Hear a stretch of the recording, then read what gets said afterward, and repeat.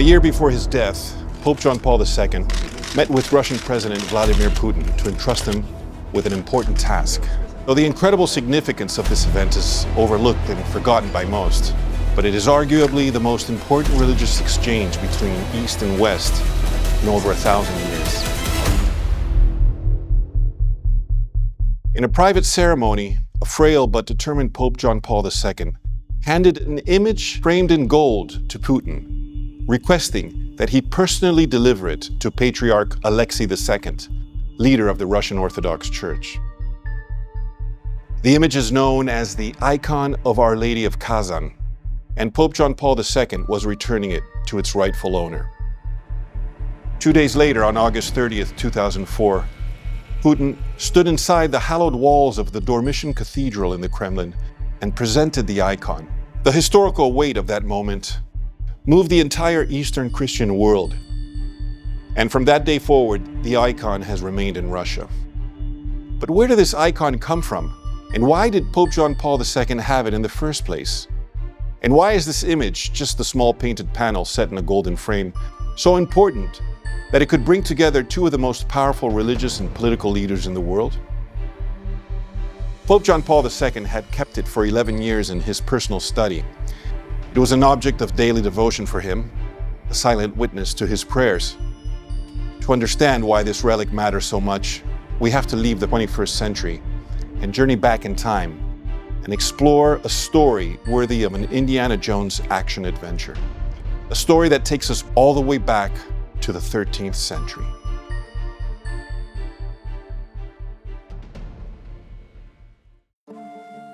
According to legend, this was no ordinary painting. It was a small engraved image of the Virgin Mary, shown from the waist up holding the Christ child in her left arm. The faces were delicate, almost alive, their garments edged with gold. The panel itself was set into a magnificent frame of hammered precious metal, the work of a Byzantine master. The story goes that in the 13th century, this image was brought from Constantinople to the Russian lands. In those days, Constantinople was more than a city. It was the heart of the Byzantine Empire, the religious, political, and cultural center of the world. Receiving a relic from there was like being handed a fragment of the world's spiritual crown jewels. But is this the same icon Pope John Paul II would one day keep in his study? Here's where the story takes a turn. Around 1438, when the Khanate of Kazan rose in power in what is now Tatarstan, modern Russia, the icon vanished. Some said it was hidden to protect it from destruction. Others believed it was taken far from Kazan altogether, but the image was presumed missing. Now let's jump forward to New York City, 1964.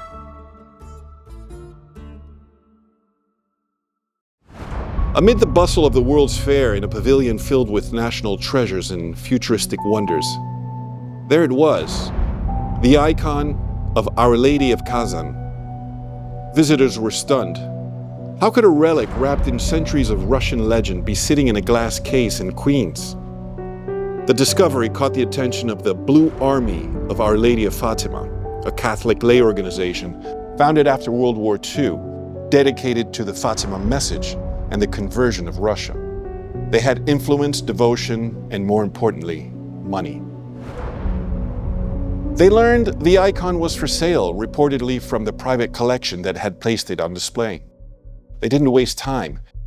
In January 1970, they purchased it for $125,000, a small fortune at the time. The icon was then moved to Fatima, Portugal, site of another famous Marian story. In 1917, the apparitions there had carried a prophecy that Russia would one day turn back to God. For the Blue Army, placing the icon in Fatima was both an act of piety and a declaration of hope.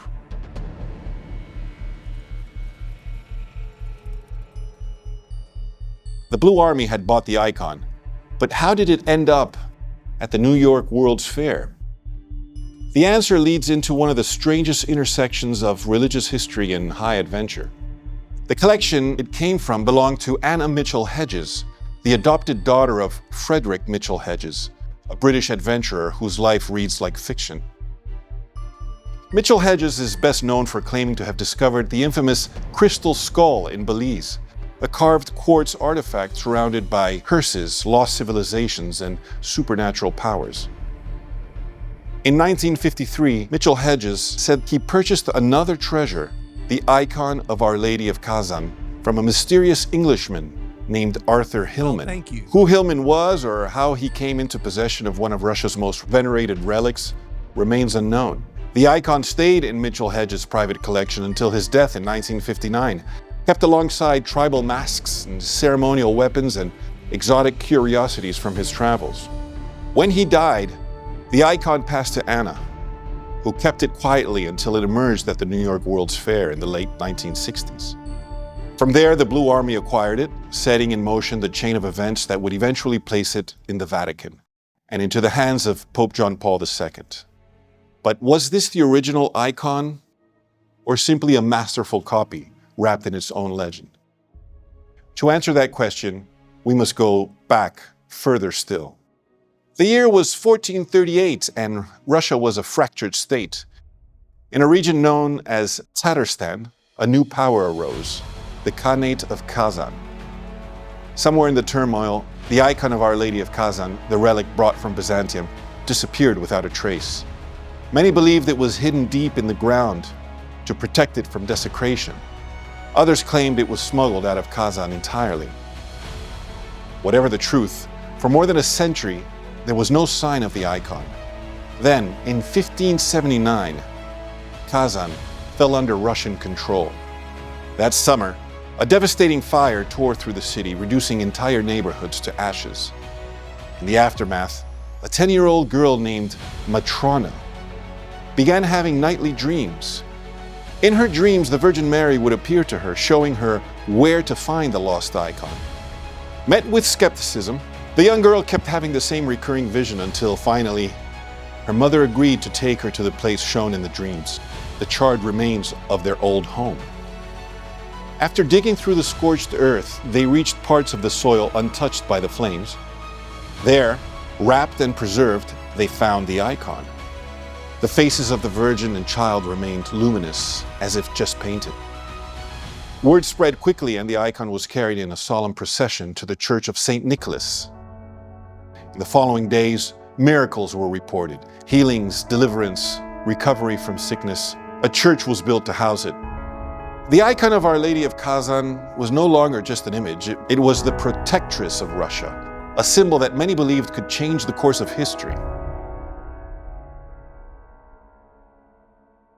Polish forces occupied Moscow in 1612. The Russian militia, desperate for victory, brought the icon from Kazan to the besieged capital. It was carried in procession through the streets, priests walking barefoot in the snow. The people knelt as it passed. Morale surged. Under the leadership of Kuzma Minin and Prince Pozarsky, the Russians struck back and liberated the city. The icon was hailed as the heavenly commander of the victory.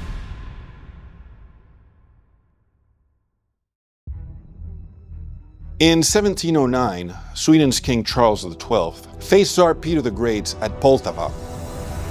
Before the battle, Peter prayed before the icon. The Russian victory ended Sweden's dominance in the region and reshaped the balance of power in Europe.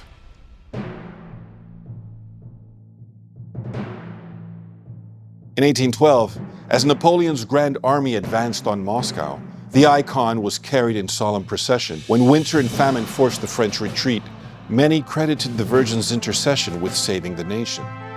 Again and again, the icon was invoked in moments of mortal danger, a rallying standard, a shield of faith.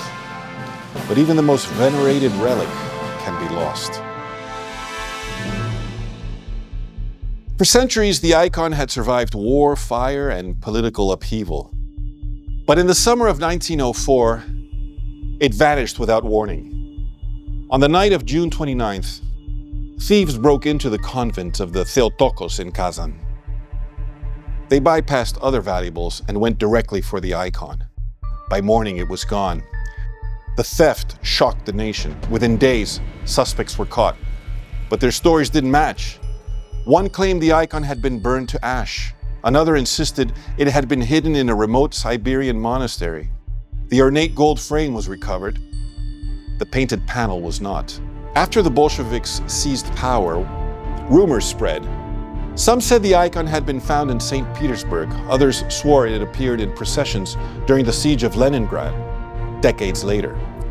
No proof ever surfaced. The trail went cold. Some believed the Soviets sold it abroad to fund the state. Others thought it lay hidden in a private European collection. Then, 1953. Frederick Mitchell-Hedges, the adventurer whose name would later be linked to the Crystal Skull, claimed to have acquired it. Whether his story was truth or invention, the Icon of Kazan had stepped out of the shadows of history and into a tale fit for an adventure novel. That brings us back to how Pope John Paul II ended up with this icon. Is it the same icon? Does it really have powers? When Russian President Vladimir Putin acquired the Icon of Kazan, was he secretly looking to bring victory on the battlefield for Russia? With the war in Ukraine still raging, is Putin quietly relying on the powers of the Icon of Kazan to win the war? You be the judge. If you found this story intriguing, leave a comment, hit the like button, subscribe, and share this video with someone. Thanks for watching.